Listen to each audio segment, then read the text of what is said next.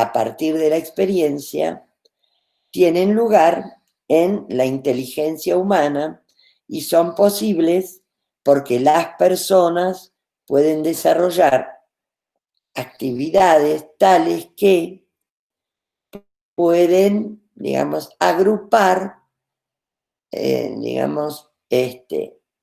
ideas del mismo tipo. Hubo un autor interesante que desde el campo de la filosofía pensaba estas cuestiones, David Hume, quien decía, bueno, a ver, ¿cómo se conoce? Entonces, partía de la percepción.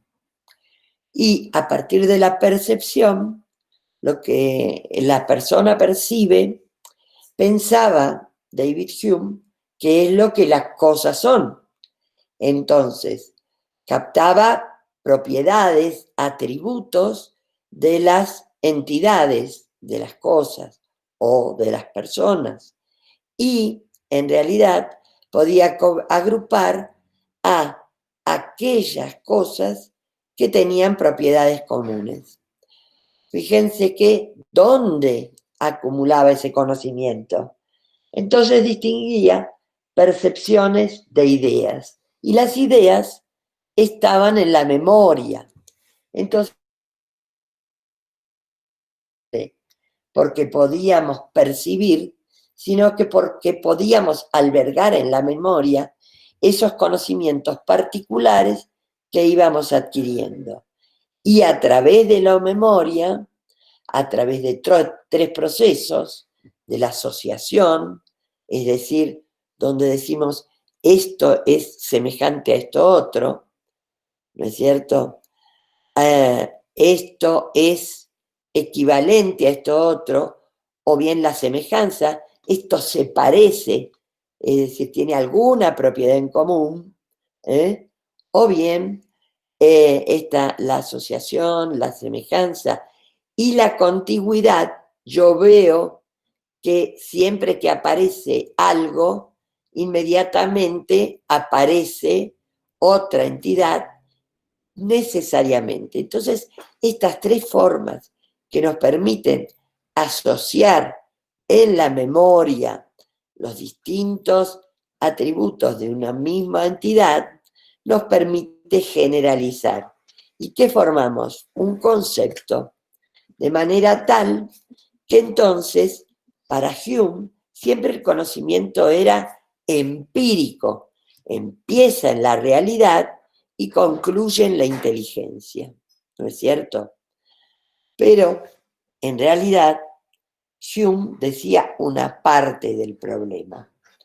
¿Y por qué solo una parte del problema? Porque en realidad lo que no estaba viendo es que el conocimiento científico tiene características que son peculiares. ¿Por qué? Porque se basa en los conocimientos precedentes y sobre todo se basa en las teorías precedentes. Fíjense ustedes que una teoría es un conjunto de explicaciones acerca de un problema real. Siempre hablamos de problemas reales porque la antropología es una ciencia empírica, es decir, estudia la realidad con lo que eso pueda significar. Para los filósofos, la realidad es algo que se pone en cuestión. Para los científicos, la realidad es algo que está dado, no se discute, está allí y nosotros podemos aprehenderlos. Pero una de las cuestiones centrales para pensar el problema de la producción de conocimiento científico tiene que ver con cómo interviene las personas, los científicos, en la producción de ese conocimiento. Vimos cómo el evolucionismo trataba, y el funcionalismo también, y también el estructuralismo francés, trataban de mostrar que era posible un conocimiento objetivo, es decir, un conocimiento que se produjera con independencia de las cuestiones psicológicas o dando, digamos, una importancia secundaria al papel del investigador en la producción de conocimiento. El conocimiento podía ser objetivo porque se ponía entre paréntesis a la persona.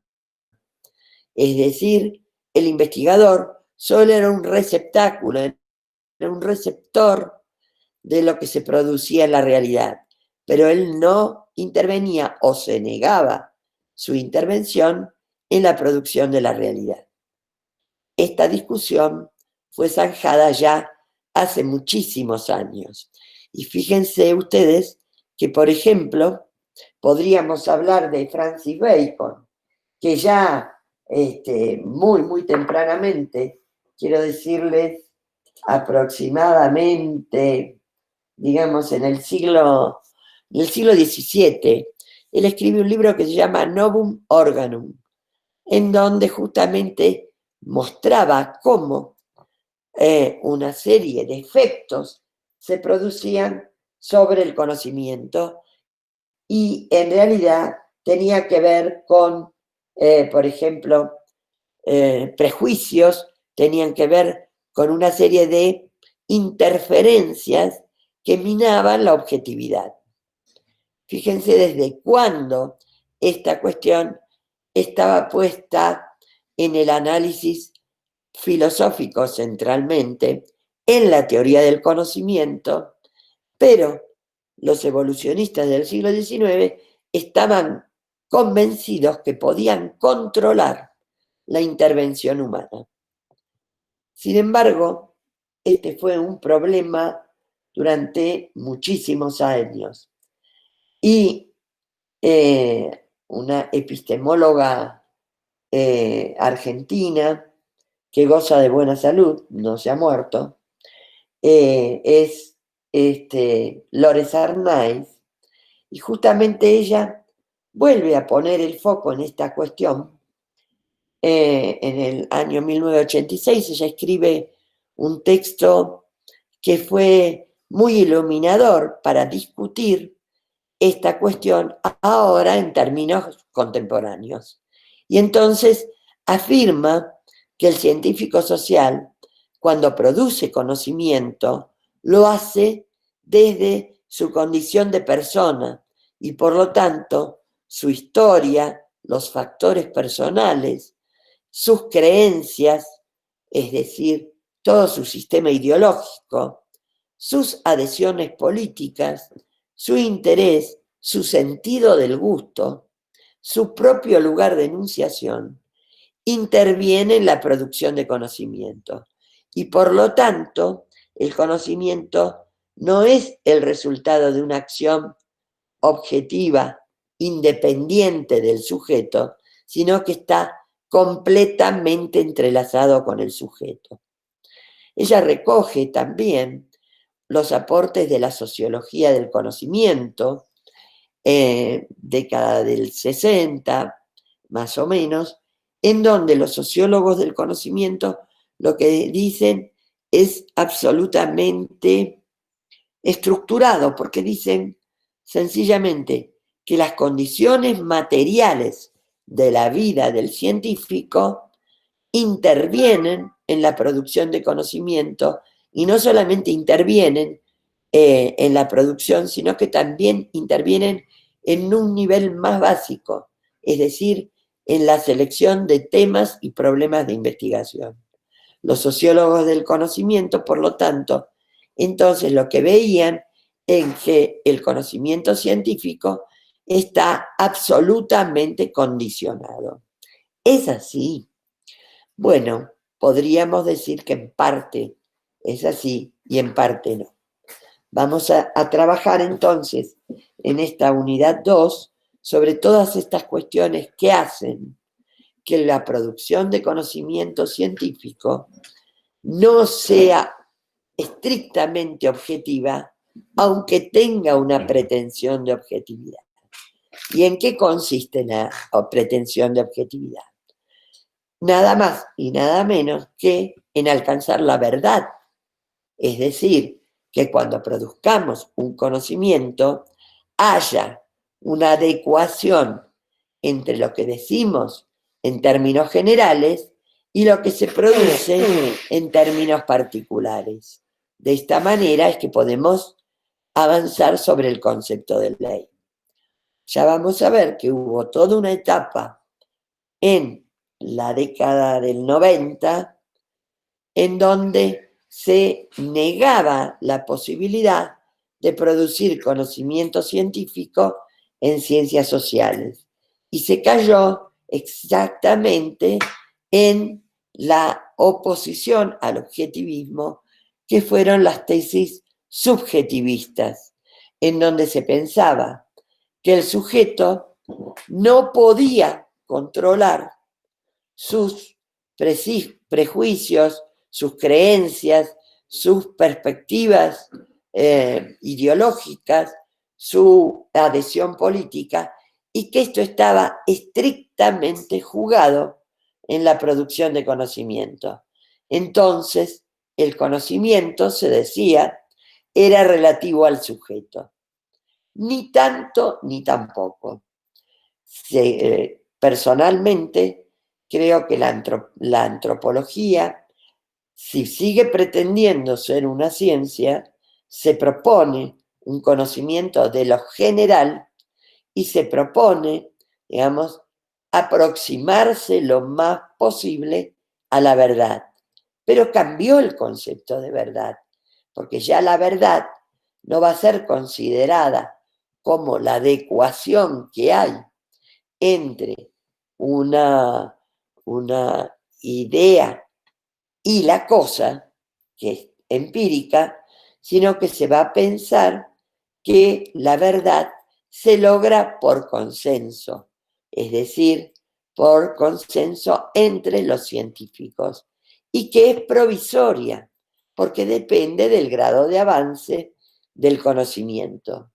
Fíjense que para eso se hacen congresos y seminarios y talleres, y nos reunimos y discutimos y ponemos en juego las ideas de unos y otros, con la meta justamente de alcanzar el mayor grado de, eh, de consenso, de aceptación de las ideas para poder seguir avanzando en la producción de conocimiento.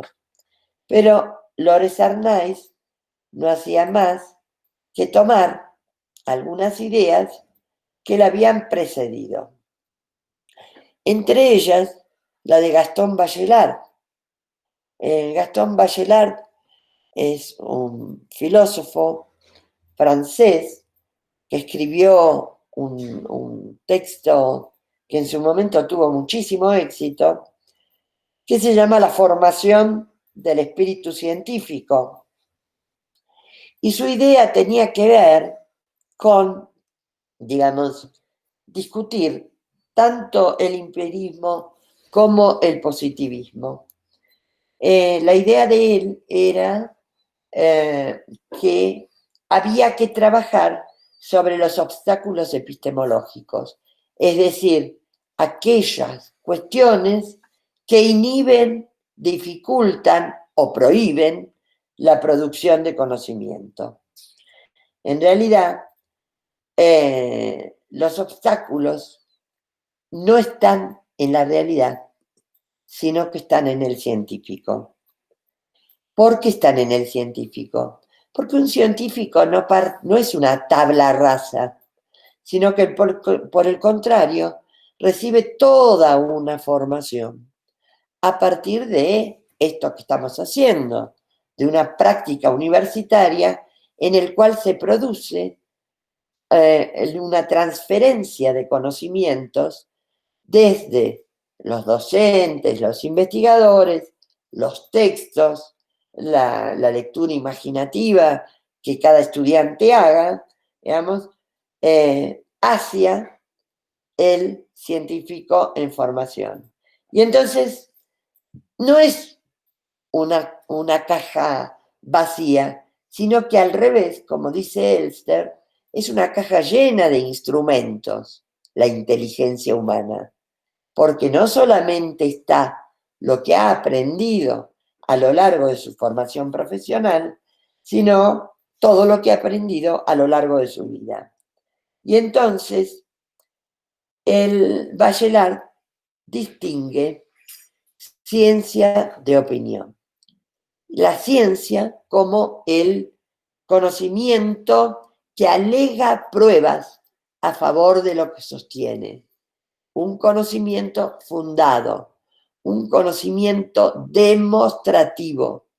Por eso, cada vez que se hace una afirmación o se propone una hipótesis nueva, se deben alegar razones, causas que dan lugar al sostenimiento de esa hipótesis y no otra. Por lo tanto, fíjense que el científico tiene entonces no solamente que hacer un enunciado y hacer una afirmación y decir lo que le parece, sino que siempre tiene que sostener lo que le parece con pruebas. Por lo tanto, el conocimiento está formulado de una manera demostrativa. Pero fíjense cómo en la opinión no se alegan pruebas, sino justamente se compone de un gran componente subjetivo, en donde en realidad es más la necesidad lo que prima, es decir, la necesidad de resolver un problema o de dar sentido a un hecho, a un evento, a algo que ha ocurrido, antes que formular, digamos, demostraciones que muestren que lo que se dice se aproxima a la verdad o es verdadero. Entonces, fíjense que la opinión, si pensamos, Ariel, en la televisión, ¿no? ¿Qué te parece? ¿Cómo jugaría ahí? Y bueno, ahí es lo que nosotros venimos discutiendo desde el principio extrapolado por ahí a la antropología, por ahí un poco esto de la objetividad, lo tenemos presente en la discusión de Renato Rosaldo, ¿no es cierto? Claro. El conocimiento experto, pero además ese conocimiento limpio, neutral, y que además, puesto por ejemplo en la televisión, en la discusión de cuando están produciendo una información verdadera, ¿no? Cuando no está viciada por la política, no está viciada por los intereses. Y esto no tiene, digamos, como comprobamos no solo en la vida cotidiana, sino en la ciencia, para las ciencias sociales no existe. Es todo lo contrario, siempre está mediada por toda la carga de conocimiento de la persona que va creando ese conocimiento. En la antropología, digamos, necesitamos siempre partir del hecho que nosotros estamos produciendo ciencia, ¿sí? Entonces, tenemos que saber diferenciar todos estos ámbitos, como dice Bachelard, de las opiniones, del sentido común, a las opiniones que nosotros vamos a ir construyendo, que no son opiniones. Podemos partir de una opinión, podemos generar una idea a partir de una opinión, pero tenemos que empezar a construir teórica y metodológicamente para transformarla en verdad. Después, ¿cómo llegamos? Si llegamos o no llegamos, o tratamos de otra manera la información, la objetividad, es una discusión mucho más amplia. Digamos, hasta hace unos años era parte central de la discusión de la producción de conocimiento antropológico. ¿Cómo producimos un conocimiento objetivo? ¿Es objetivo el conocimiento que producimos? Bueno, después, digamos, de descubrir los diarios de Malinowski,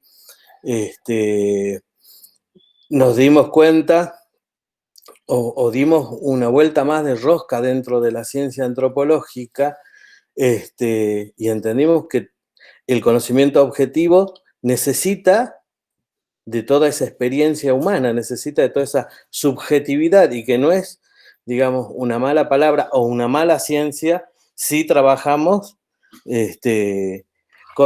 paso para este lado, si trabajamos con todo ese conocimiento y todo ese bagaje que también produce y se transforma en información y que es tan valiosa dentro de la ciencia. Claro, porque además está bueno lo que decís, porque fíjense qué interesante.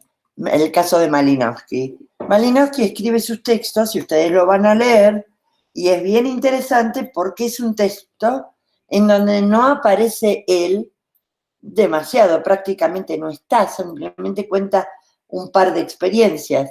Sin embargo, en el diario íntimo, en donde él habla acerca de sí mismo, dice lo harto que está de convivir ahí en Maui, lo repodrido que está de los misioneros, que son unos desgraciados, que explotan a los indios y que además los quieren catequizar y los indios no quieren ser eso, lo absolutamente hartante que es comer la comida, que no le gusta la música, que incluso se la pasa cantando óperas y que extraña a su mujer, que no ve la hora de estar pero le gustan las enfermeras del local. Le gustan las enfermeras, se acostó con todas, extraña a la novia, bueno, y la novia no va a ir ahí, o sea que encima tiene fiebre amarilla, no,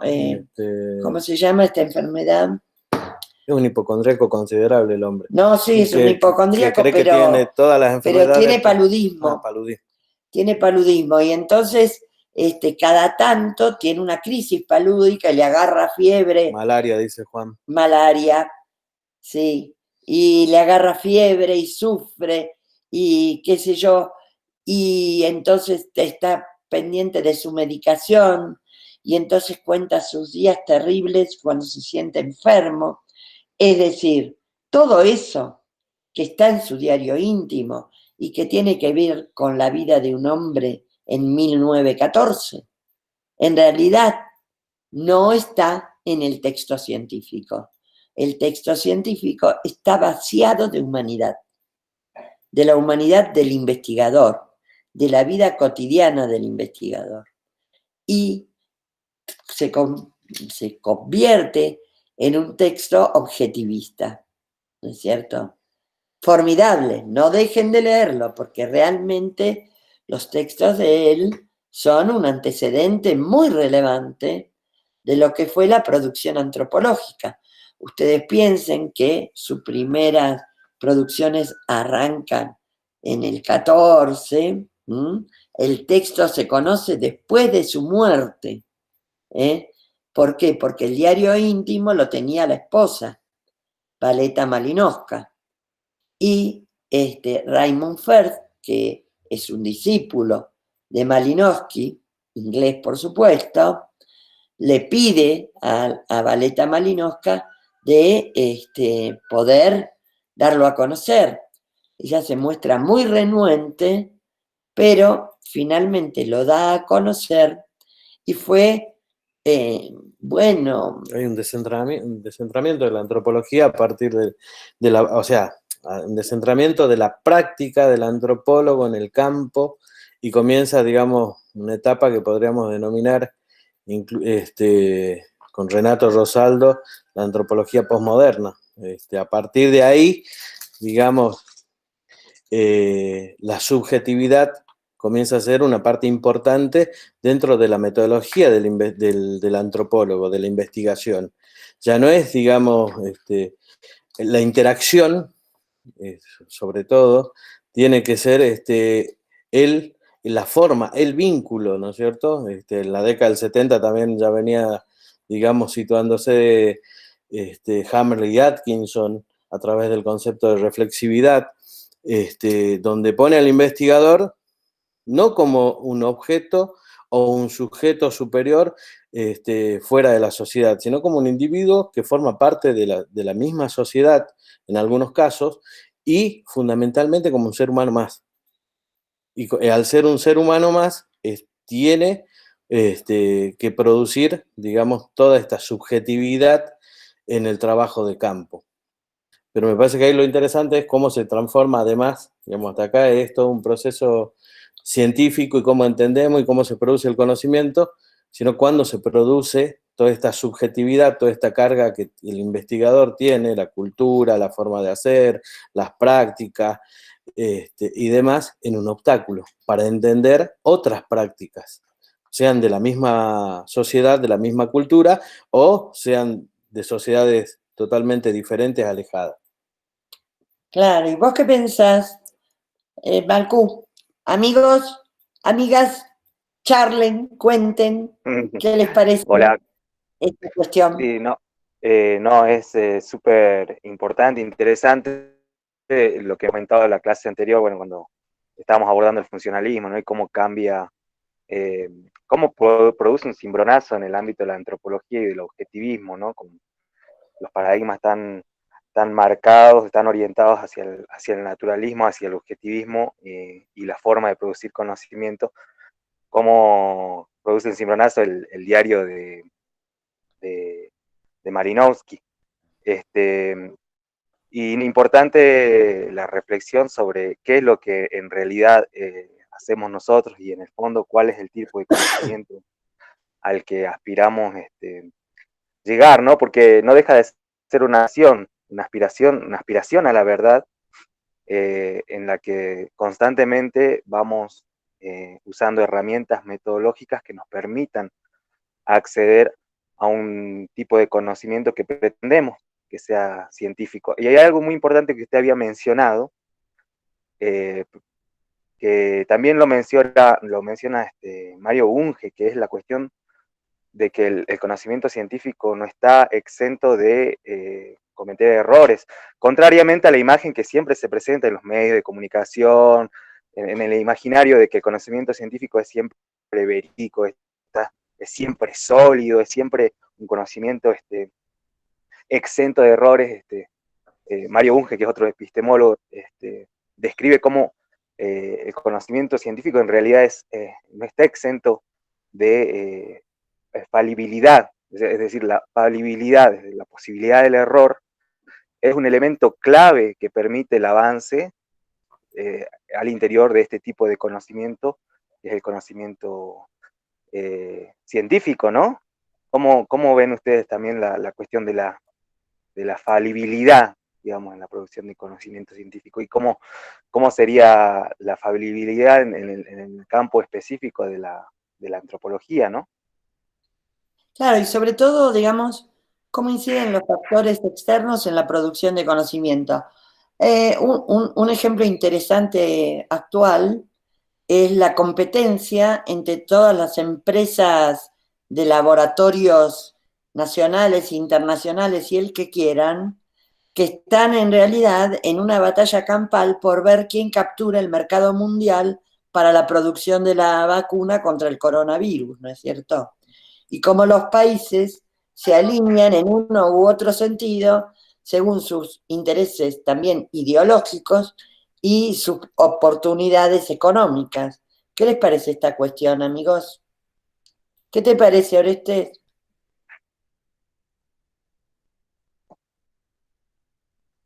Alguien que se anime a hablar. No sé si me escuchás. Sí, te escucho. Escucha, mira, no, con lo que le decís, decían del tema de cómo se arman con las vacunas, todo eso. Mira, yo siempre vengo Claro. pensando, fuera de esto, ¿no? Pero siempre se me ocurre el tema de que hay mucha contra, ¿no? Se arman, no sé si habrás visto que de hecho hay un grupo hasta antivacunas tenés, ¿no? Armando cosas así, que los gobiernos les conviene en general sacarse el tema de encima, digamos. Terminan comprándolo, los tipos saben cómo funcionan las cosas, pero terminan prefiriendo pagar un laboratorio que pagar investigación estatal, que es lo que debería hacer en caso de la vacuna. Si vos sos el Estado, bueno, miren, no tengo un tema de patente, no tengo un tema de nada, produzco la vacuna yo, que sería me imagino lo sensato que debería ser no sé, un gobierno como me gustaría a mí, qué sé yo. Pero a nivel mundial, como que a los tipos les conviene de repente el que haya gente en contra para, bueno, saquémonos, mirá, no enojamos a nadie, que lo haga Monsanto, que lo haga Magoya. Después, bueno, les pagamos a ellos, pero tenemos un muerto menos. Lo veo medio por ese lado, ¿no? Pero como que están... Yo lo que sí que venían hablando antes, que con el tema este de lo subjetivo, etcétera. Hay una cosa que lo subjetivo, me imagino yo, ¿no? es como necesario, porque también el tipo que vos estás estudiando, al saberse estudiado, actúa diferente. No sé si se entiende lo que quiero decir. Es absolutamente así. Cuando vos llegás a una comunidad, no solamente sos vos el que está clasificando a los otros sujetos, que es la forma más básica de conocimiento. Irving Goffman lo dice con mucha claridad, en donde, bueno, cuando vos estás en contacto con otro, estás en interacción, lo primero que haces es tratar de ubicarlo dentro de algunas categorías que vos manejás, ¿no es cierto? Y bueno, efectivamente esto ocurre en todos los niveles. Ahora, bueno, a ver, contamos nosotros con una estructura para poder, si se quiere, resolver el problema de la vacuna en términos locales. Absolutamente sí, dice mi hijo Aníbal, que acá está diciendo, tenemos la masa crítica de científicos, no tenemos la tecnología. La tecnología se compra en el exterior y la tecnología tiene, si se quiere, nombre y apellido. Entonces, ahí, digamos, el imperialismo, ¿no? El sistema mundial, en realidad, ha generado una cantidad de reglas, incluyendo los royalties, incluyendo los permisos de uso y demás, que te inhiben absolutamente la posibilidad de desarrollos independientes, a menos que seas un país que se ponga fuera de esa lógica. Vamos. Ahora, ¿Argentina está dispuesta a eso? No. No creo. No, la verdad que no. Y pone en valor sus científicos, pero, a ver, ¿en qué cosas? ¿Para hacer barbijos? ¿Mm? Es impresionante cómo los biotecnólogos, los biólogos pueden dar cuenta de los mismos procesos, en realidad, que se están desarrollando a nivel mundial, pero carecen de la tecnología para desarrollarlo.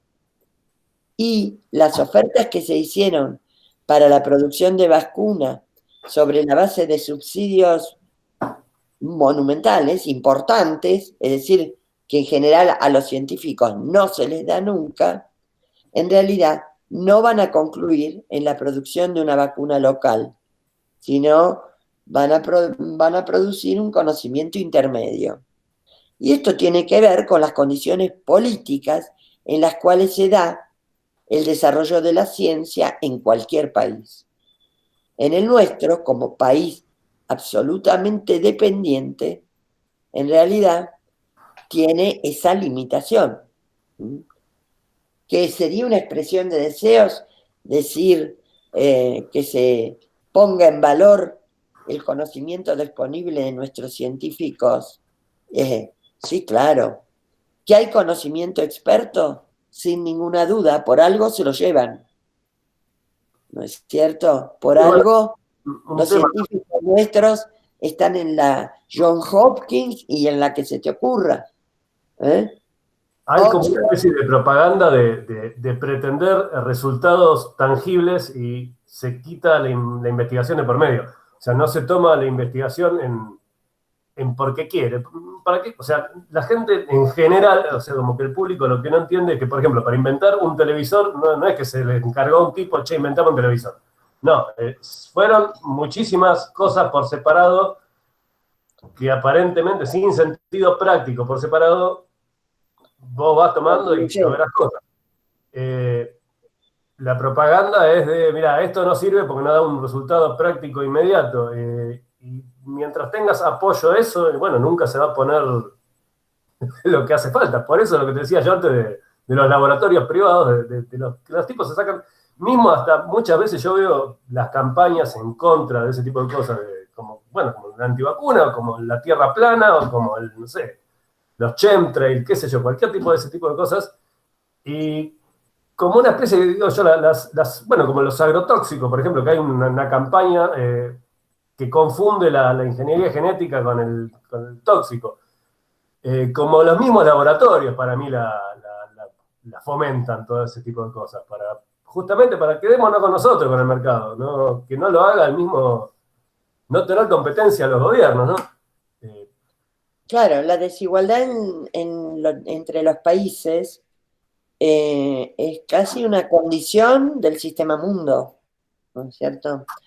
Hay un autor interesante que se llama Wallerstein, que vio esto hace muchos años, ¿no, Ariel? Sí, bueno, Wallenstein en realidad está reforzando toda la teoría economicista de que del mundo occidental, ¿no? Que avanza no solo la economía, sino que, bueno, avanzan también las industrias culturales, digamos, todo un proceso de occidentalización, digamos, de América Latina, de Asia, de África. Y estos procesos están siempre imbricados dentro del sistema capitalista, o sea, nada escapa a la lógica capitalista. Es interesante porque en realidad muestra las conexiones, cómo se va conformando las conexiones en un proceso histórico desde la conquista de América y desde la ampliación digamos, de los mercados marítimos, de las nuevas rutas marítimas, y después cómo se va conformando, digamos, cómo eso se genera en una primera etapa y cómo después se consolida a través de la globalización. Ahora bien, digamos, hay antropólogos como John Nash que van a discutir, digamos, que sí, el sistema mundo existe, es real, estamos todos dentro de una lógica del capital, o digamos, si cae lo que nos viene pasando a nosotros, ¿no? Si sube el dólar, nuestra economía decae, o sea, en procesos económicos estamos encadenados, atados, digamos, o desanclados, digamos, de nuestras propias decisiones, de nuestros propios territorios en algunas cuestiones. Ahora bien, en temas cultural, digamos, en los procesos culturales, en los procesos o en las formas en las que la gente lleva adelante su vida cotidiana, las prácticas que tienen su vida cotidiana, no están totalmente atadas, digamos, y hay formas económicas incluso, los pequeños productores, los productores cooperativistas que llevan, digamos, o que están inmersos en mercados que son alternativos, ¿no? Las artesanías. En gran parte de Latinoamérica ocurre esto, o sea que no todo todavía está cooptado por ese sistema mundo y que uno no puede desarrollar, digamos, alternativas en términos económicos y en términos culturales. Lo cual, digamos, en el caso de John Nash, es una búsqueda que tiene que ver con escapar a estas lógicas que además son lógicas opresivas, ¿no? del sistema capitalista, porque van produciendo un desgaste para las poblaciones locales. Entonces, digamos, el sistema mundo, ese que regula, que establece las leyes del mercado, que establece las formas del consumo y que el consumo de hecho impacta muchísimo dentro de las poblaciones, también tiene, digamos, consecuencias no previstas dentro de los contextos como puede ser la puna, como puede ser nuestra misma provincia, digamos, nada más que bueno, también se contraponen a las lógicas políticas y a los intereses políticos que después, bueno, generan otros procesos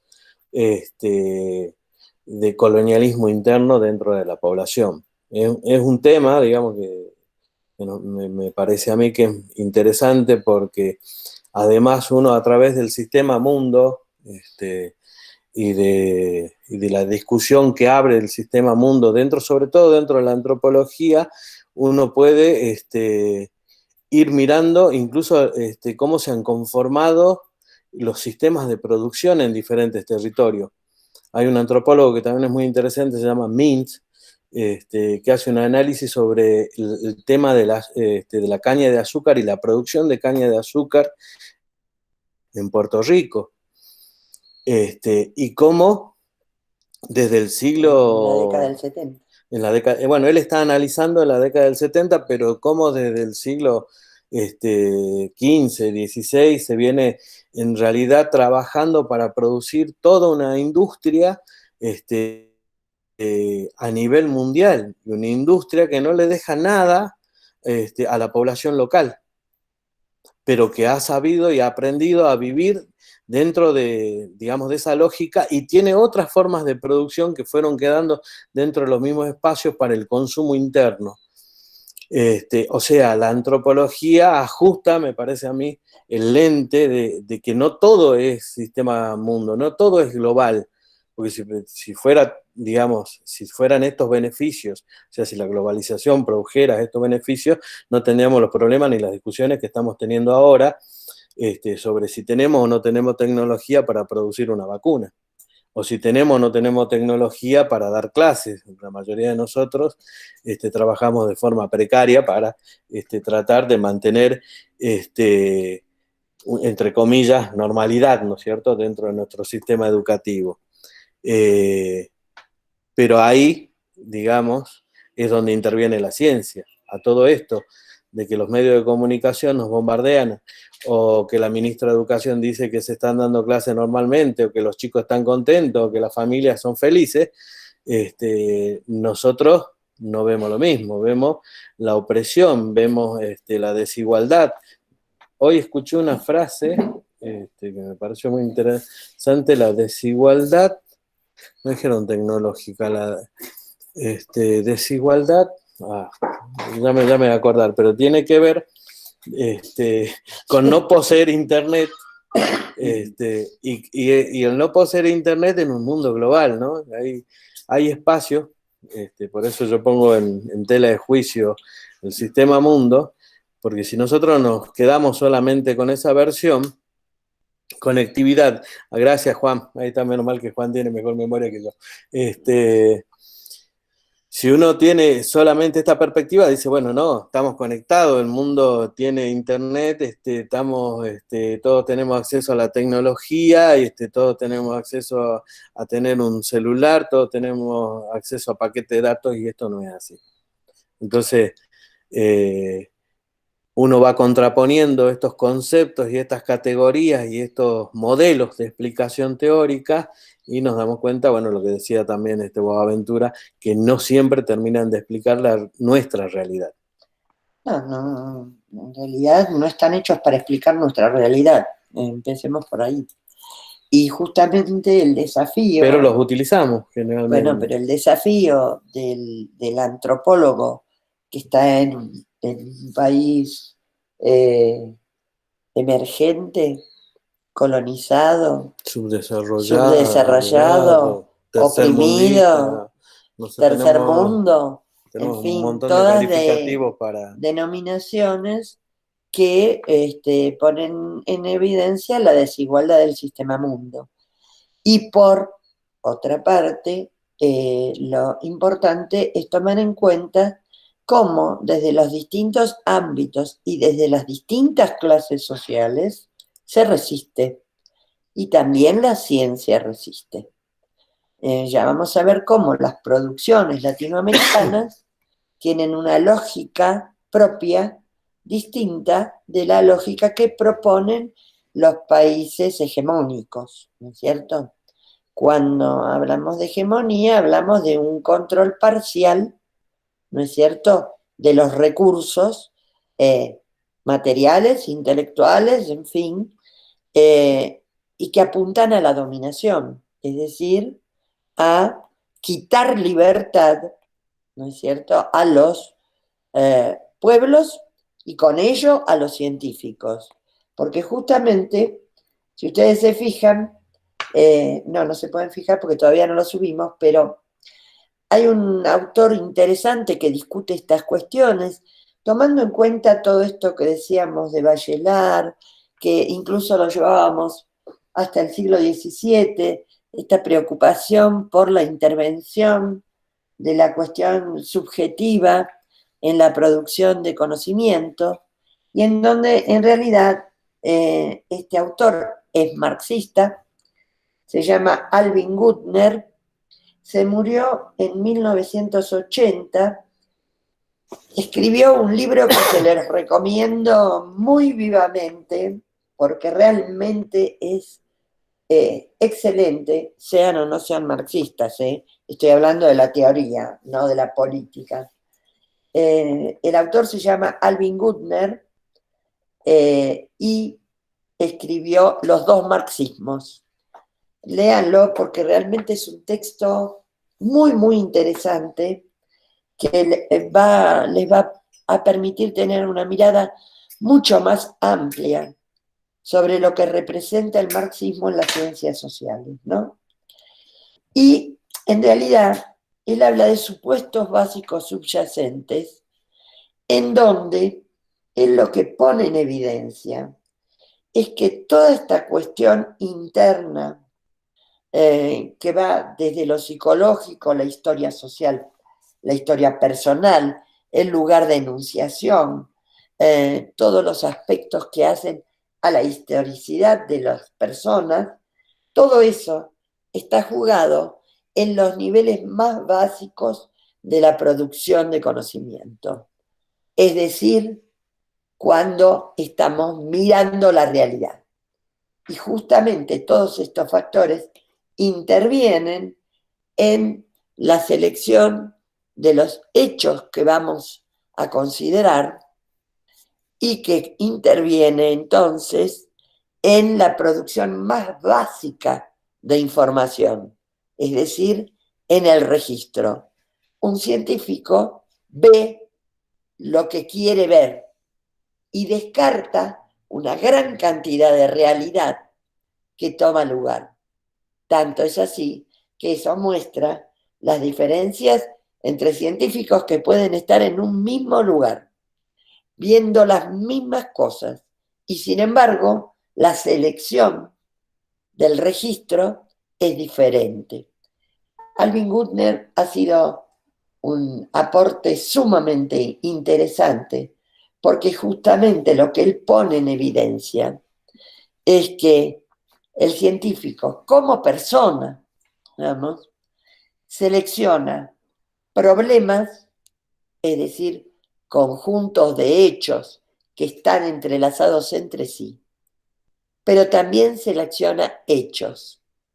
Fíjense, otro autor que se llama Wittgenstein, que escribió un libro estando en las trincheras en la Primera Guerra Mundial, justamente habla de hechos y de estados de cosas, viendo cómo en realidad el estado de cosas marca un tiempo T en el cual un conjunto de hechos se van modificando, se van transformando y se van desplegando en su complejidad. Entonces, estudiamos hechos, pero estudiamos estados de cosas. Y nuestra participación es una participación activa que define, que decide qué mirar y cuándo, que decide cuáles son las cuestiones relevantes. Y fíjense que al decidir cuáles son las cuestiones relevantes, también decide qué descartar. En el caso de la antropología es interesante. ¿Por qué? Porque justamente una de las vigilancias más fuertes que nosotros tenemos que tener es al etnocentrismo, es decir, a considerar que nuestra visión del mundo, que nuestra cultura, que nuestros saberes, que nuestra historia, nuestro lugar de enunciación, ¿no es cierto?, es el lugar desde el cual mirar la realidad y el único lugar desde el cual mirar la realidad. Típicamente etnocéntrico son los estudios justamente que han tenido lugar en Europa en toda la etapa colonial, en donde al mirar el centro del mundo en Europa, todos los demás países pasaban a ser subordinados o podían ser apropiados. Entonces, fíjense que en realidad, de esta manera, lo que estamos diciendo es que un científico, por su formación profesional, por su lugar de enunciación, por su historia, por su subjetividad, interviene determinando para sí y trata de imponerlo al conjunto de la ciencia. ¿Qué es lo que hay que conceptualizar? ¿Qué es lo que hay que expresar? ¿A qué vamos a llamar realidad? Y por lo tanto, fíjense que entonces buscando una verdad, se ancla en la tradición disciplinar, pero también en los aspectos personales y en la propia historicidad de su condición humana. Por lo tanto, fíjense que lo que él propone y lo que se propone es que haya vigilancia epistemológica, es decir, un absoluto alerta a la condición de producción de conocimientos en la ciencia, ¿no es cierto? Entonces, fíjense que en realidad lo que estamos nosotros mostrando son las maneras en las cuales el etnocentrismo, la negación del investigador como sujeto, el obligar a poner entre paréntesis su subjetividad, sus creencias, su ideología científica, sus adhesiones políticas, en realidad lo que estamos generando es un tipo de discriminación, ¿sí? Y me parece importante que tomemos el concepto de discriminación porque es uno de los obstáculos epistemológicos típicos del campo antropológico. Hace unos años, hace unos cuantos años, cuando hacíamos trabajo de campo con la cátedra de metodología en Salta, llevé a mis alumnos a que participaran observando, tenían que hacer observaciones sobre la celebración del Día de las Almas en Tilcara. Les estoy hablando de la década del 90, un poquito después, en el 2000 más o menos. Y entonces allí fuimos con mis alumnos. Uno conoce de sus alumnos una parte y la otra, bueno, aparece en ciertas circunstancias y si no, no. Y en el trabajo de campo sobre todo. Y en el trabajo de campo uno es lo que es. Y no hay lugar a impostarse como sujeto. Entonces una compañera, una alumna, con una fuerte creencia religiosa, católica, muy formada dentro de la iglesia, y cuando la invitamos a participar del proceso de observación de la celebración de las almas en la casa de una familia tilcareña, fue una primera vez que planteamos ir media hora, es decir, un tiempo muy, muy corto, para presentarnos y demás.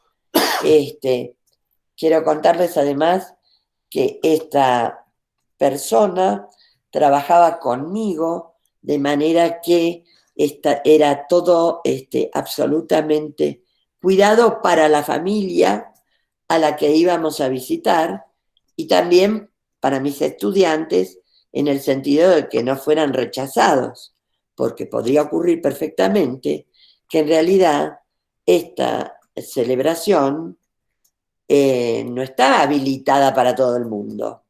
Entonces, hicimos un proceso previo en el cual ellos estudiaron la celebración y por el otro lado, mi compañera habilitó ciertos momentos que para el hacer una práctica de observación eran más que suficientes. Pero cuando volvemos de esa primera breve visita, ¿qué les cuento? Que esta chica dice, yo no puedo participar de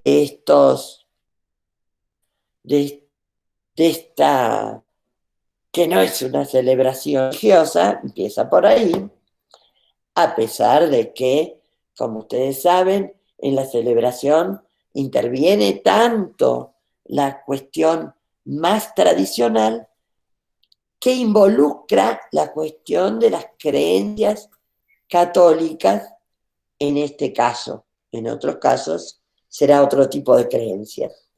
Bueno, ella lo consideraba una herejía y no podía participar de una herejía. Fíjense entonces cómo las particularidades personales intervienen e interfieren en la producción de conocimiento cuando no hay un análisis, un psicoanálisis del conocimiento objetivo, ese que se produce y que se pone al conjunto, al equipo, para discutir, ¿no es cierto? Bueno, esta compañera en realidad tuvo todo un proceso de diálogo, diría yo, con sus compañeros y descubrió que la antropología no era su camino. ¿Por qué? Porque el prejuicio no puede ser parte del antropólogo como investigador, como sujeto de una realidad en la que quiere participar. Es decir, que para poder, digamos, poner entre paréntesis todo aquello que nos involucra como sujetos, primero tenemos que conocerlo y, por supuesto, realizar todos los procesos que sean necesarios para que esos prejuicios no formen parte de la producción de conocimiento y mucho menos de la validación. En general, cuando hablamos de prejuicios, estamos diciendo que hay un juicio antes de conocer la realidad. Y esto es lo que le pasaba a esta compañera. Ella no había visto nada, solo había conocido a mi compañera, pero le bastaba, ¿no? Con eso, para ella era suficiente para descartar, digamos, un ritual ancestral de las comunidades de Quebrada y Puna y hasta México, vamos, que es de toda Latinoamérica una presencia temporal que incluso la encuentran los arqueólogos, fíjense, ¿no? En este sentido, digamos, esta cuestión de discriminar tiene que ver con un juicio de valor que está previo a cualquier conocimiento. Entonces, si la valoración negativa, ¿no es cierto?, lleva específicamente a la creación de actos discriminatorios, en donde discriminar no es más que excluir a personas, digamos, ¿en base a qué? En base a estereotipos. ¿Qué son los estereotipos? Son creencias que se sostienen sin someterlas a crítica y que se aplican sobre algún grupo social y que en general llevan a etiquetas, como esto de el prejuicio que mostraba esta muchacha sobre la religiosidad quebradeña, ¿no? Entonces, fíjense que cuando se discrimina, se excluye. ¿Puede haber un antropólogo que discrimine? Sí, claro que los hay, muchos, pero en realidad una de las cuestiones que debe controlar el antropólogo es justamente esto de excluir a las personas atribuyéndole propiedades negativas, que lo que hace no es lo que se debe para un deber ser que probablemente lo más seguro tenga que ver con la subjetividad de quien lo menciona, ¿no es cierto? Entonces, decimos, discriminar es excluir.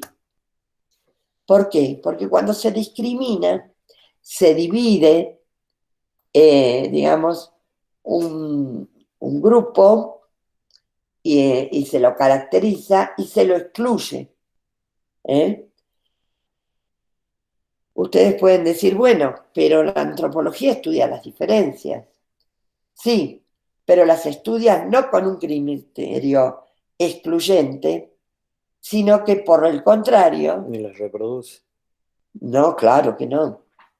Lo que hace al estudiar a las personas en sus diferencias es justamente poner en valor las diferencias y por lo tanto, en realidad, dar, si se quiere, ver la multiplicidad de sentidos que tiene el concepto de diferencia y que tiene las personas, ¿no es cierto?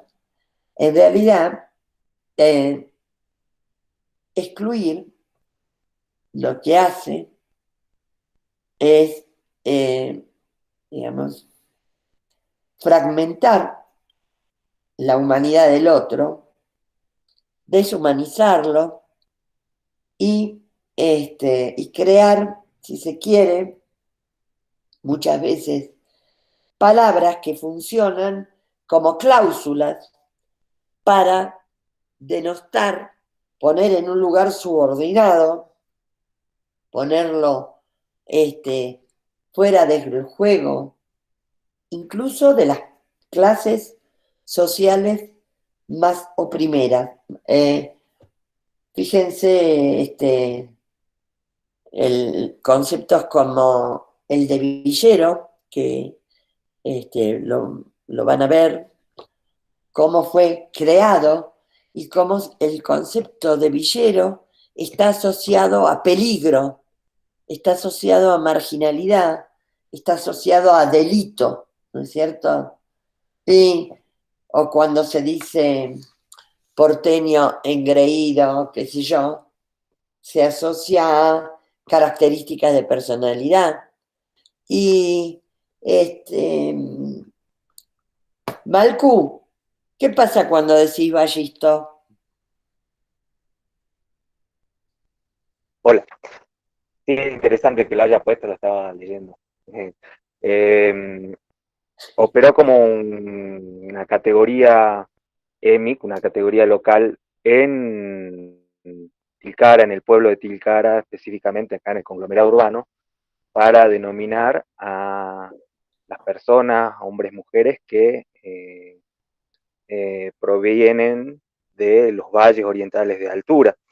Se da en un contexto histórico muy específico, ya que desde la década del 60, pero sobre todo en el 80 y en el 90, todas las familias vallistas, en la actualidad todas,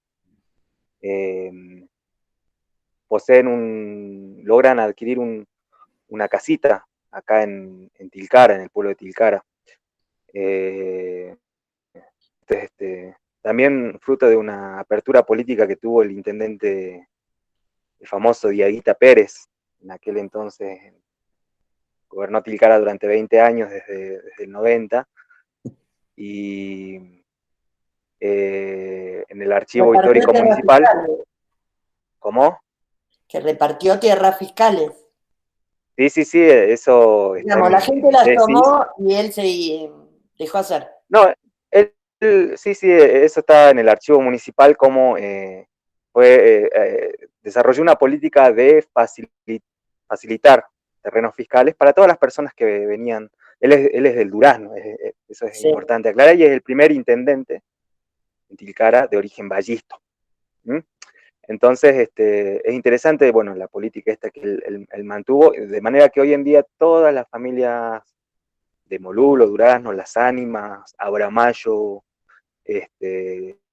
tienen un terreno acá, sobre todo en determinados barrios muy específicos de Tilcara. Pero durante la década del 90 y del 80, a todos, sobre todo, operó esto en las nuevas generaciones, en los hijos de vallistos que nacían, y que en el 80, 90 tenían entre 15 y 20 eran adolescentes. Bueno, mi vieja, por ejemplo, ella es hija de moluleño, mi abuelo es moluleño. Se padecía esa separación estigmatizante, se creó toda una serie de dispositivos del imaginario social que operaban como estereotipos con respecto al ser vallista, ¿no? A ser del campo, venir a vivir a Tilcara, tener ciertos rasgos lingüísticos muy particulares, la forma de vestir, ¿no? La forma incluso de la piel, ¿no? Se generaban tensiones sociales muy fuertes que quedan marcadas hasta el día de hoy. Ya estas personas son mayores, No te oí. tienen 40, 50, 60, y quedan marcadas esas tensiones, ¿no? De estereotipos que fueron muy fuertes en la década del 80 y el 90, y yo creo que continúan, pero más atenuados porque los procesos sociales de movilidad de personas se ha complejizado mucho más, y las convergencias, Tilcara es un centro de convergencias de distintas zonas, ¿no? De Minel Aguilar, de los valles orientales, y últimamente también de gente que viene por años, los que en la década del 90, bueno, Elena lo sabe muy bien, eran categorizados como foráneos, que hoy en día la gente, hoy en día se los conoce también como residentes, ¿no? Gente de Buenos Aires y de otras zonas metropolitanas del país que habitan el escenario tilcareño.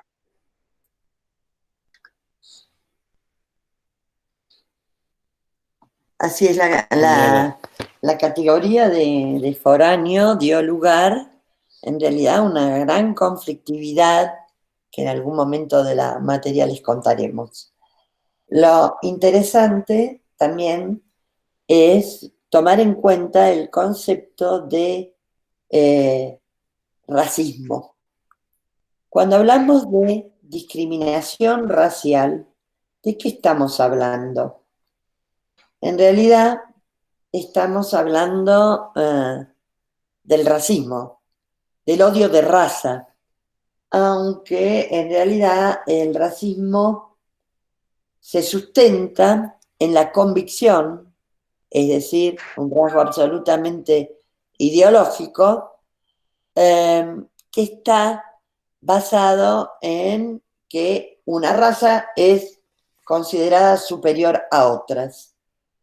Por supuesto que el paradigma del racismo está puesto, si se quiere, en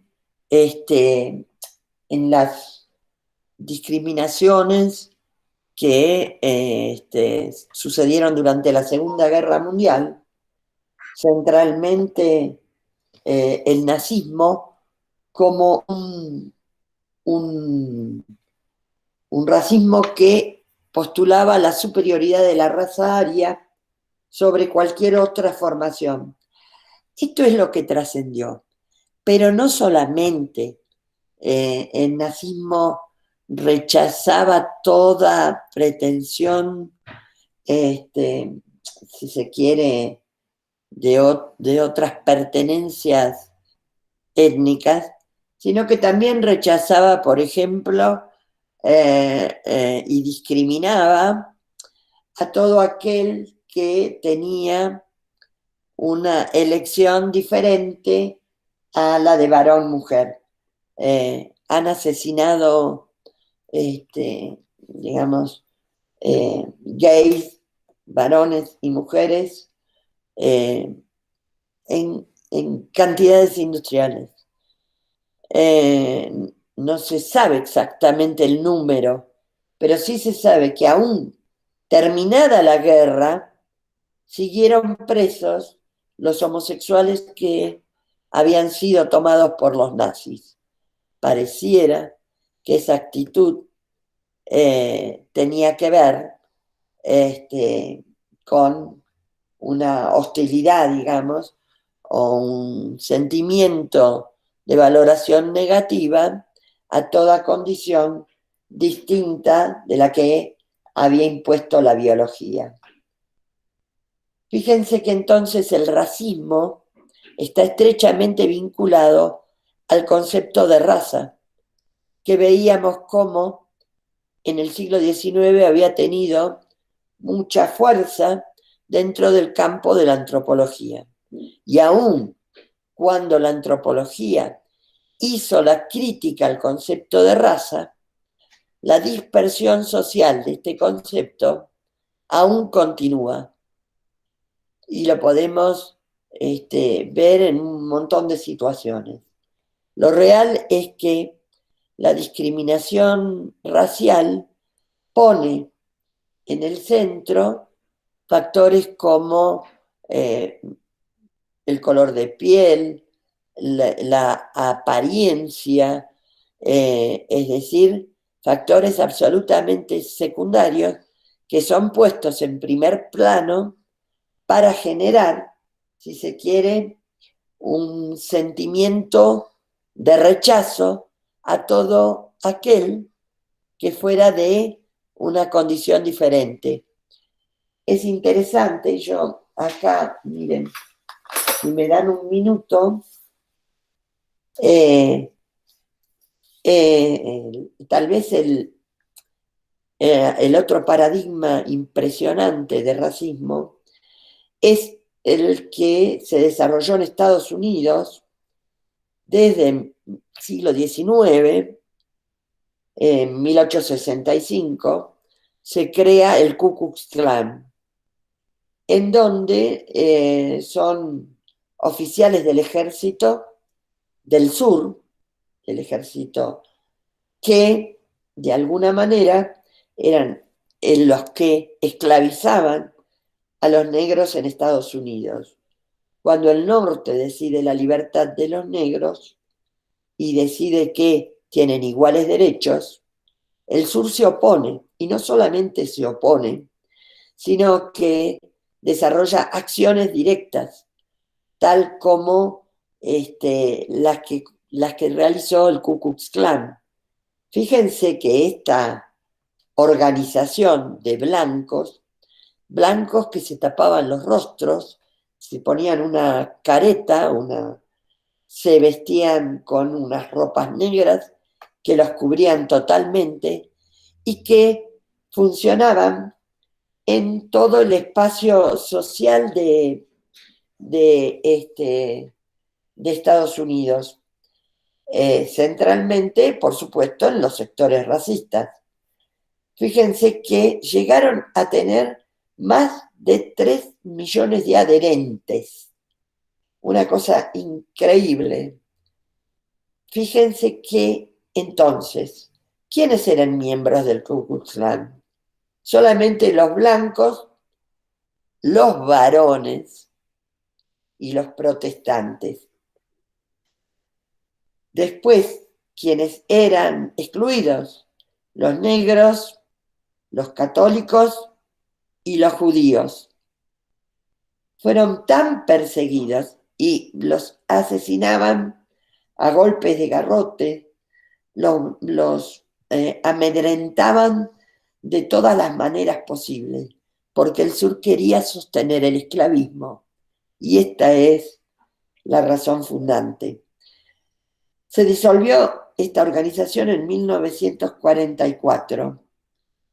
¿Y por qué se disolvió? Porque tenían que pagar impuestos por ser una organización. Como no pagaron los impuestos durante casi 50 años, entonces dejaron de existir. ¿Dejó de existir el racismo en Estados Unidos? Por favor, no. Y tanto no que uno puede ver cómo en realidad no hace mucho, en el mes de mayo, policías blancos asesinaron a un señor, George Floyd, un afroamericano, en donde lo asesinan brutalmente, y esto genera, digamos, marchas multitudinarias en contra del racismo, donde A nivel mundial. a nivel mundial y en Estados Unidos, en Washington, no en el sur. Pero, curiosamente, el 31 de mayo estoy leyendo un artículo que es de Red Acción, donde ellos cuentan que el 31 de mayo, agentes de la policía de Chaco, en la Argentina, atacan violentamente a una familia com, golpeando y torturando a hombres, mujeres y niños. Dos hechos a miles de kilómetros de distancia, pero con un mismo trasfondo, el racismo. Años tras años vemos cómo se repiten este tipo de crímenes. En algunos casos hay videos que muestran la brutalidad policial que tiene justamente como factor común en el mundo el racismo estructural. Eso marca, si se quiere, una distinción entre superior e inferior. Y lo interesante de este artículo es que justamente muestra cómo el decir yo no soy racista no alcanza, sino que hacen necesario tener una actitud y tener una práctica antirracista. Y muchas veces el discurso que utilizamos suele ser verdaderamente racista. Por ejemplo, cuando nos dicen bolitas o se dice trabajó como un negro, entonces en realidad habría que pensar en estas cuestiones y ver qué pasa con uno mismo para poder tener, si se quiere, reflexividad, es decir, esta crítica de la propia interioridad que de alguna manera permita tener una mirada diferente sobre la cuestión de las diferencias. Y en realidad también es interesante que la antropología tenga una práctica más activa antirracista, porque en realidad aparece como si se tratara de algo manejable o algo controlable, y en realidad uno se sorprende de ver y de escuchar las prácticas racistas en todos los niveles de la sociedad, ¿no?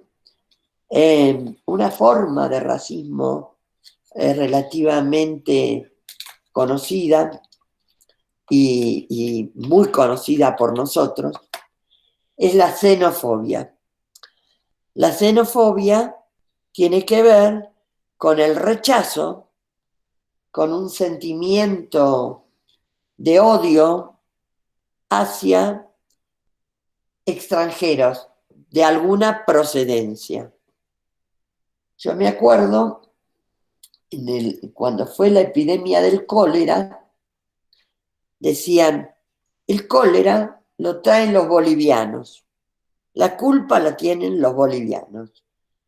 Bueno, esa ideología de superioridad del argentino respecto del boliviano, ese sentimiento de rechazo y ese poner la enfermedad en el otro, ¿qué trajo como consecuencia? Con Ricardo de la Busque escribimos un artículo que se llamaba El cólera viaja en micro, y de esto ya les digo, hace más de 30 años, en donde, ¿qué ocurría? Cuando un hermano boliviano cruzaba la frontera, no importaba si tenía diarrea, no tenía diarrea, qué síntomas, nada. Lo único que se hacía es abrir la boca, le decía el gendarme, ¿para qué? Para darle una pastilla de antibiótico, de vibramicina. Y si el hombre había tomado porque se había curado o porque no había tenido la enfermedad y la había tomado preventivamente porque algún amigo le dijo, mira que te van a encajar la pastilla, bueno, nada, debía tomarla. Y esto se controlaba en las fronteras reales y en las fronteras internas que tiene la Argentina, ¿no es cierto? Bueno, me parece que cuando se desató, bueno, en la provincia venimos nosotros de la historia reciente, hace unos años con el gobierno de Morales también se impulsó mucho el tema de la discriminación y la xenofobia por el tema del uso de la salud pública de los pobladores de nuestros vecinos de Bolivia. Ahora, con la pandemia, esto se exacerbó un poco y se exacerbó de ambos lados en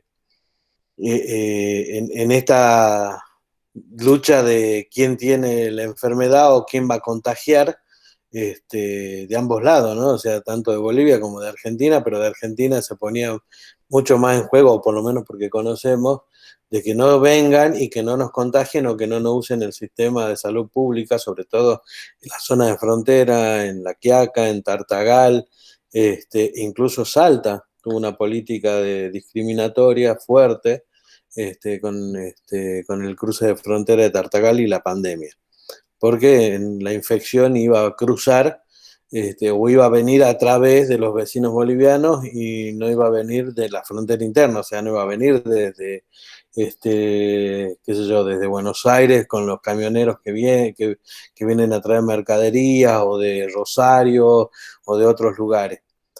Además, algo que no tiene, digamos, no tiene lógica, porque en este proceso, digamos, tanto interno como externo, hemos visto que el virus viaja, se multiplica, digamos, no hay forma de aislarnos, es imposible, ¿no es cierto? Pero bueno, ¿hacia quién despertamos primero este odio o este rechazo? Hacia ese odio o rechazo histórico que tenemos, que son nuestros vecinos bolivianos. También el cerrar la frontera interna a la provincia, ¿no? El prejuicio se da en Buenos Aires, porque cuando van los equipos de fútbol, ¿qué le dicen? Dicen boliviano. Por eso, digamos, en todo espacio y en toda construcción cultural o en toda práctica cultural siempre encontramos estos rasgos, ¿no? Estas formas de rechazo hacia el otro, hacia el desconocido, el diferente, que se produce no solo con las fronteras externas, sino, ya lo digo, a través de las fronteras internas. Y sobre la frontera interna es aún más histórico. Ustedes tienen un texto para leer que es de un antropólogo argentino para esta unidad, que habla sobre la discriminación específicamente a la población migrante interna, que es el cabecita negra.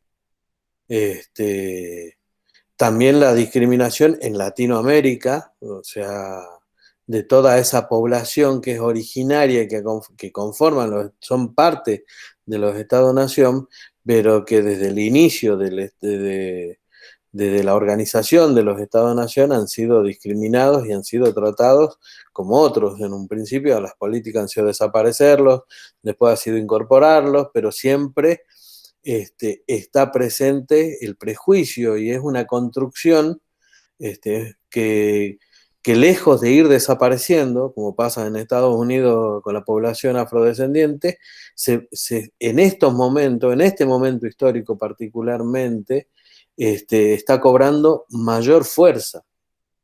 Por ahí Oreste, no sé qué pregunta hizo, No sé. la No, vi no. por el chat. Paul, Ah, no sé qué pregunta querías hacer o comentario. o comentario. No, era comentario, era que cuando hablabas de los nazis con los gays, que bueno, a Turing lo mataron los ingleses por homosexual, lo mataron, lo castraron, después se suicidó, pero era ilegal 20 años después de los nazis, justamente por una de las potencias que estaba en contra de los nazis. O sea, como que era bastante a nivel mundial, ¿no? A nivel Por occidental. supuesto. Eh, Absolutamente. Y incluso en sistemas políticos divergentes, como por ejemplo en Cuba, el rechazo que hubo en los primeros años de la revolución contra las trabajadoras sexuales y los gays, varones o mujeres, los llevaba a que no solamente tuvieran que ocultarse, sino que cualquier mostración implicaba prisión directamente. Entonces, y en Argentina, aún hoy, las formas de violencia contra las distintas formas, travestis, transexuales, lo que ustedes quieran, es realmente de una violencia extrema. La cantidad de mujeres y varones que mueren por la aplicación de la violencia policíaca sobre los cuerpos es brutal. ¿Mm? Sí, Pablo efectivamente, Milanés. estuvo Pablo Milanés, dice acá uno de los compañeros. Juan está compartiendo. Por ahí interesante esta unidad, en realidad no solo despierta, no solo produce muchos ejemplos, me parece que una unidad más que interesante porque cruza nuestra propia realidad, ¿no? Nosotros generalmente cuando estamos en las clases presenciales, hacemos un práctico muy interesante donde ponemos en juego las formas en las que además nos hemos sentido discriminados, ¿no? Porque es muy fácil ponerlo en el exterior y es muy fácil por ahí explicarlo categórica o teóricamente, pero también construir, digamos, desde esta subjetividad que venimos hablando, dentro de la ciencia, cómo transformar, ¿no? Cómo exponer esta forma de discriminación.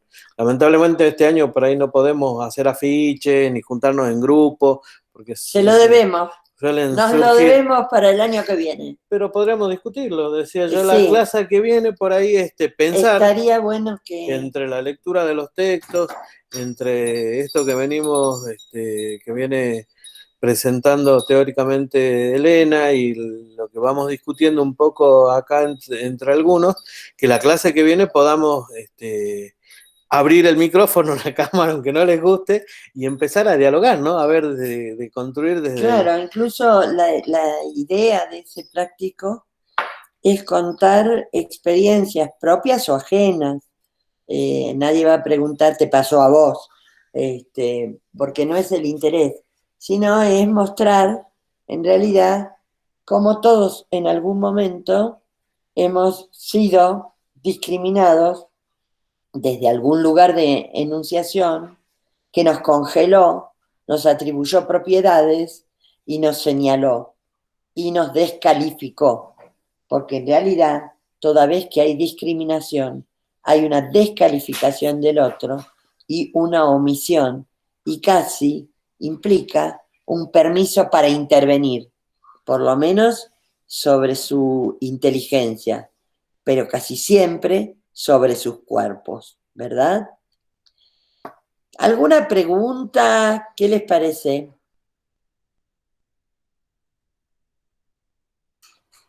¿Mm? Todo esto es para que tomemos conciencia plena de cómo esto, que es un obstáculo epistemológico, termina siendo una limitante fuerte para la producción de conocimientos. Hola, profe. En la época de la dictadura se cerró la carrera de antropología. Sí, a ver, no existía... ¿Perdón? Quería hacer un comentario, lo que me había pasado a mí una vez cuando fuimos con una amiga a Perú, en la época donde estaba la fiebre amarilla. Eran más o menos las 1 de la mañana en Bolivia, hacía un frío tremendo, y subieron unos militares bolivianos armados y nos dijeron quiénes eran los argentinos que estaban ahí, que levantemos la mano. Levantamos la mano, éramos 4, y nos bajaron y nos metieron en unas carpas blancas, un frío terrible, nos revisaron, nos hicieron de todo, y nos pararon 3 veces a lo largo hasta que cruzamos todo Bolivia. Y nosotros, o sea, no teníamos nada, o sea, yo en mi caso particular había ido bien, pero me enfermé en ese viaje. Y la verdad que fue horrible. La sensación de que te bajen así y te metan y después te empiecen a revisar todos, la pasé muy mal. Y nada, quería comentar mi experiencia con respecto también a todo lo que pasamos, y hasta el día de hoy sigue pasando igual. Sí. Pasa en todos los países del mundo, la elección depende del sector social. Y depende de las características.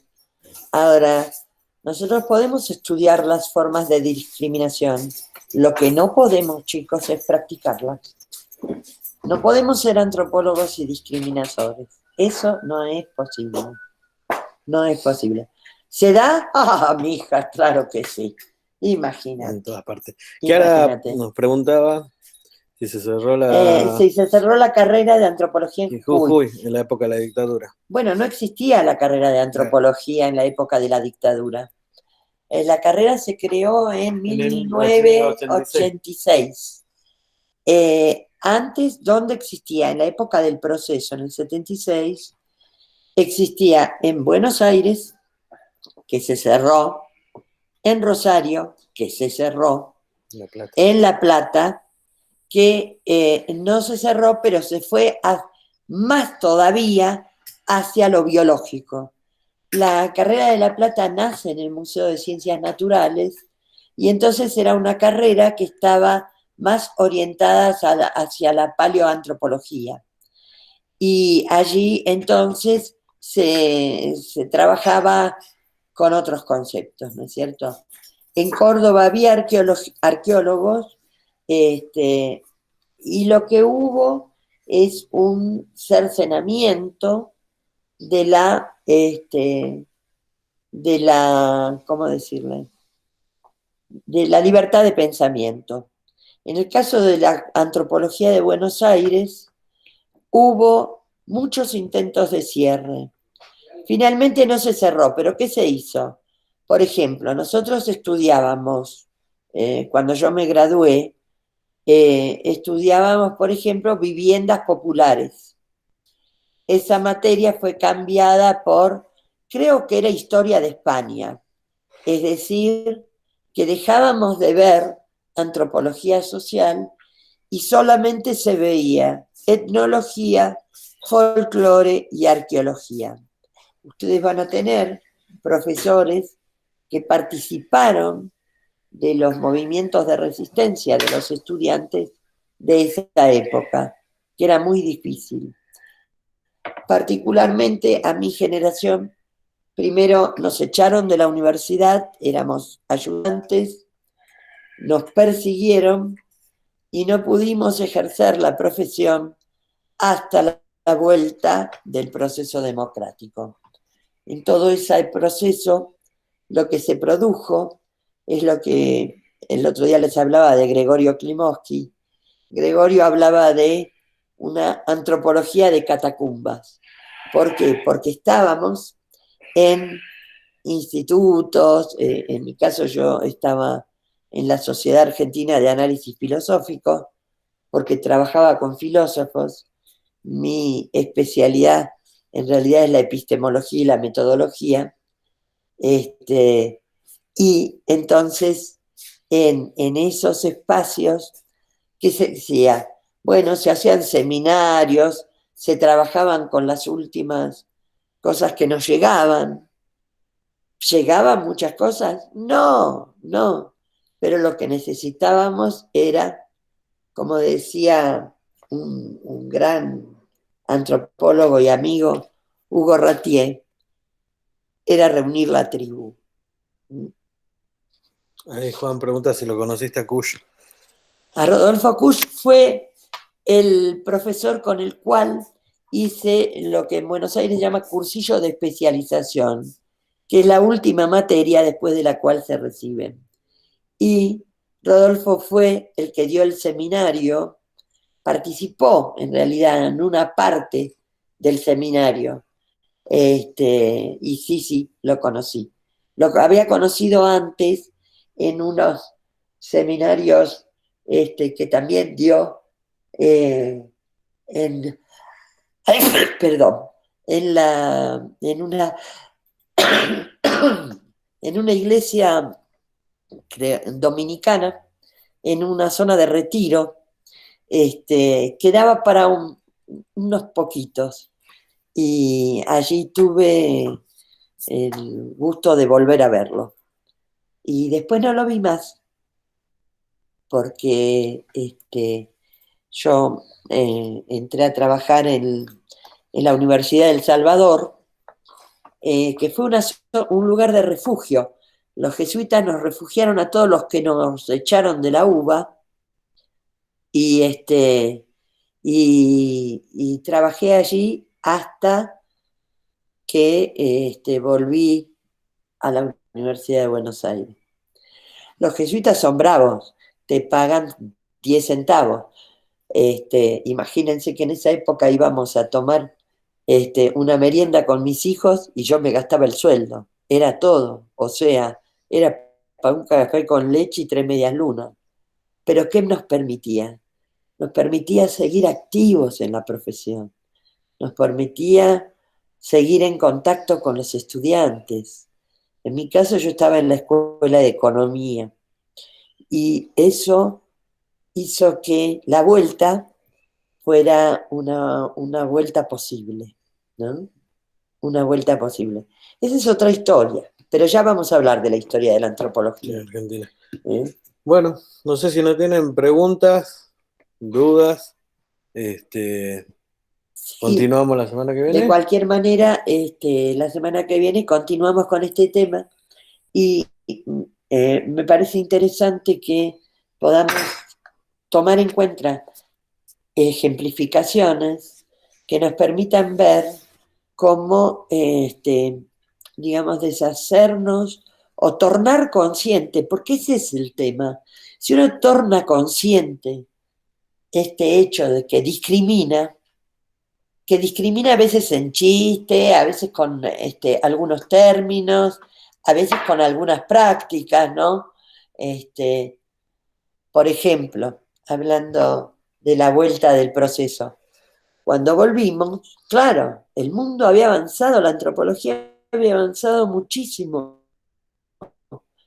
y nosotros estábamos alejados de esto. Entonces, la Fundación Fulbright hizo una serie de cursos que fue un postítulo, diríamos, se llamaría ahora, en antropología social, en el Instituto Nacional de Antropología y Pensamiento Latinoamericano. Bueno, ahí nos habíamos anotado todos los que estábamos en las catacumbas, le diría. Bueno, pero ¿qué ocurrió? Se anotó también un facho que había estado todo ese tiempo en la universidad y le interesaba el título, porque este curso terminaba con una beca doctoral en Estados Unidos. Y bueno, vino, 10 se llama, vino y nosotros tomábamos mate, gente de todo el país. Entonces tomábamos mate y llegaba a él, lo salteábamos y seguíamos tomando mate. Y era una cosa absolutamente ostensiva, directa, de mostrarle, digamos, que no lo queríamos como compañero. Y la verdad que se fue. Y se fue, y lo bien que hizo, porque en realidad todos teníamos cuentas para cargarle. De mi generación, ustedes van a leer en Antropología de Salud a Susana Margulis, y somos 3 los que quedamos, digamos, los que nos pudimos recibir, los que no nos mataron, los que no se exiliaron. ¿Por qué?